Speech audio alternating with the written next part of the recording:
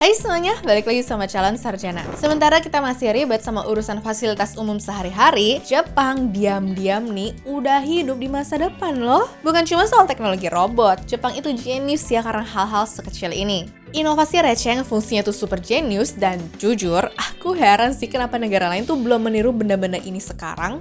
Mau tau nggak ada apa aja? Hayo ke Jenny, yuk kita bahas. Pernah ngerasa ribet gak sih waktu nonton di bioskop nih, tangan kalian penuh megangin popcorn dan juga es teh sampai-sampai bingung cara nyemilnya tuh gimana? Coba lihat nih ya fasilitas bioskop di Sunshine Cinema Tokyo yang level kenyamanannya tuh udah jauh di atas rata-rata. Mereka punya teater khusus yang menyediakan kursi sembari dikasih tray gede untuk naruh 2 minuman dan popcorn gede gitu ya guys. Enak banget ya kalau dipikir-pikir. Tong sampah zaman sekarang emang lebih banyak dibandingkan zaman dulu ya guys. Tapi masalahnya orang masih nggak tahu ya gimana bedain jenis sampah yang mereka mau buang, alhasil banyak yang buang nggak sesuai pada tempatnya. Nah kerennya di Jepang tuh mereka udah pakai teknologi Ameru Smart Bin, yaitu tempat sampah pintar berbasis AI. Sehingga waktu kalian tuh taruh sampahnya ke bagian tengah, sensor AI-nya tuh akan menentukan sampah itu mau dimasukin ke bagian yang mana. Ini nih contoh teknologi AI yang dimanfaatin dengan baik kan guys. Jepang pun punya cara jenius untuk ngakalin sisa minyak jelantah abis bikin gorengan loh teman-teman. Daripada ribet nungguin minyak dingin berjam-jam, mereka biasa tuh pakai bubuk pengeras minyak khusus yang mengubah minyak jelantah ini jadi padat seperti agar-agar gitu dong. Pakainya juga gampang lagi, tinggal tuang bubuknya, tunggu jadi padat, terus bisa dibuang ke tong sampah tanpa bikin wastafel jadi mampet. Sering banget kan kalau mau cuci tangan di tempat umum tuh, tapi sabunnya habis atau kelihatan isinya tuh cuma air dan bukan sabun. Nah, di Jepang ada inovasi yang namanya adalah paper soap seperti ini.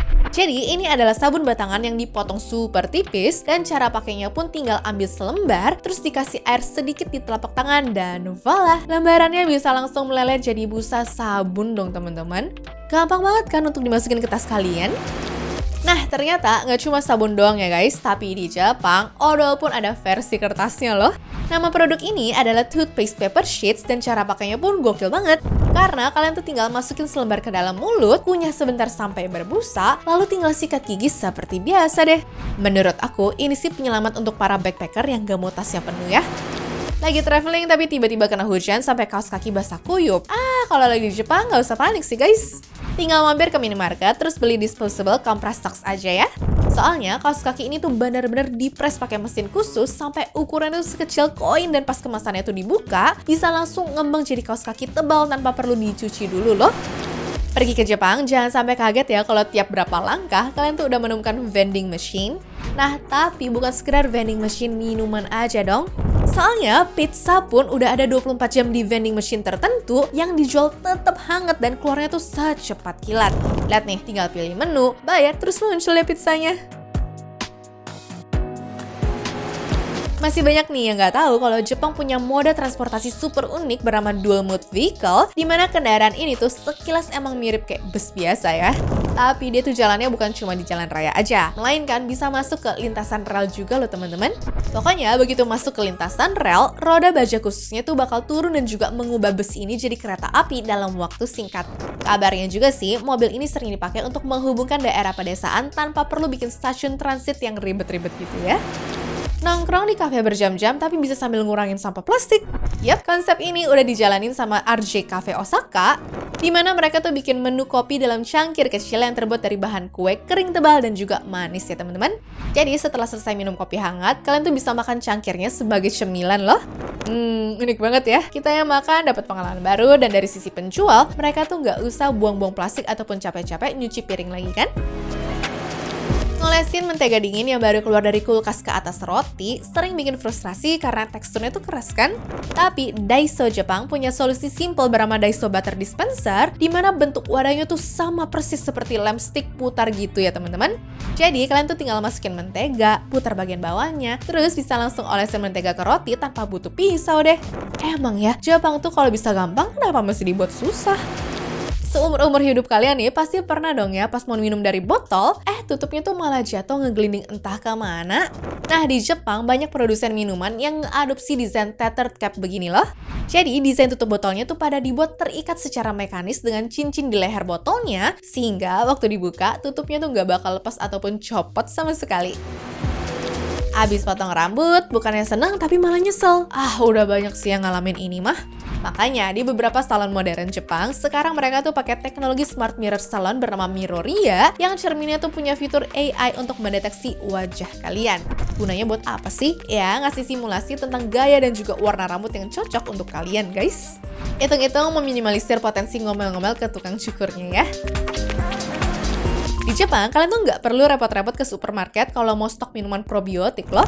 Soalnya, ada komunitas pekerja wanita yang dikenal sebagai Yakult Ladies, di mana mereka tuh bakal keliling wilayah pemukiman dan perkantoran pakai sepeda, motor, atau gerobak pendingin khusus untuk nganterin produk Yakult segar langsung ke pintu konsumen.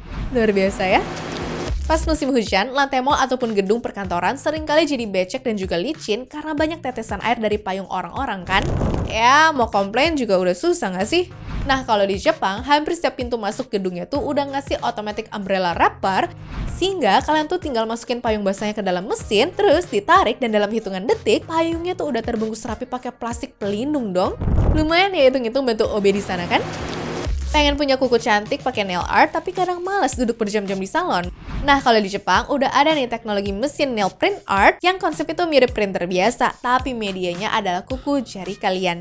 Jadi tinggal pilih motif gambar, masukin jari ke mesin, terus bisa jadi dalam hitungan detik deh. Praktis banget kan? Bisa dibilang orang Jepang tuh hobi banget ya makan ikan panggang tiap hari, guys. Cuma kerennya dapur mereka tuh tetap bersih dan gak bau asap pekat sama sekali dong. Bisa. Nah, rahasianya bukan ke punya jendela gede-gede kok, tapi mereka itu pada punya desain kompor yang rata-rata udah dilengkapi built and fish griller atau pakai panci pembungkus berpenutup rapat dengan jalur sirkulasi udara yang didesain untuk mereduksi asapnya ya. Makan enak, cek. Rumah bersih juga cek. Aduh, jadi pengen punya juga deh ya. Di Indonesia, kalau beli roti tawar di toko roti ataupun supermarket, biasanya kan masih dalam bentuk roti gede gitu ya guys.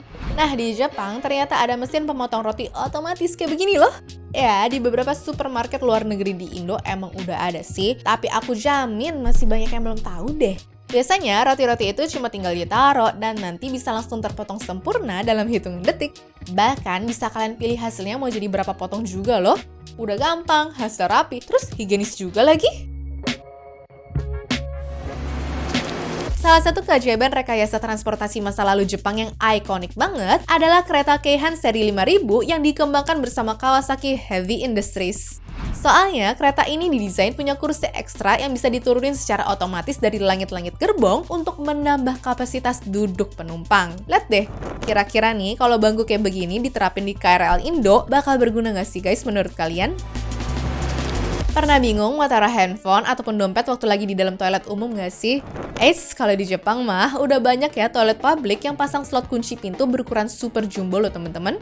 Jadi slot kunci horizontal ini didesain mendatar lebar menyerupai nampan kecil yang fungsinya bisa dipakai untuk naruh handphone ataupun kunci mobil gitu. Dan kalau barang yang nggak diambil, ya pintunya nggak akan bisa dibuka. Lumayan ngurangin kesempatan buat barang ketinggalan kan? Terakhir nih, ada yang suka bikin turis Indo shock ya kalau belanja baju di Jepang, karena biasanya tiap masuk fitting room, kalian tuh bakal dikasih selembar kantong kain tipis bernama face cover bag ya guys. Jadi gunanya kantong ini dipakai untuk nutupin seluruh bagian kepala sama wajah kalian kalau mau nyobain baju biar nggak kotor sama sekali. Soalnya sering banget kan bedak ataupun lipstick cewek tuh nempel ke baju sehingga bajunya nggak bisa dijual lagi. Anyways, cukup sampai di sini ya guys video hari ini. Sampai jumpa di video selanjutnya. Dah.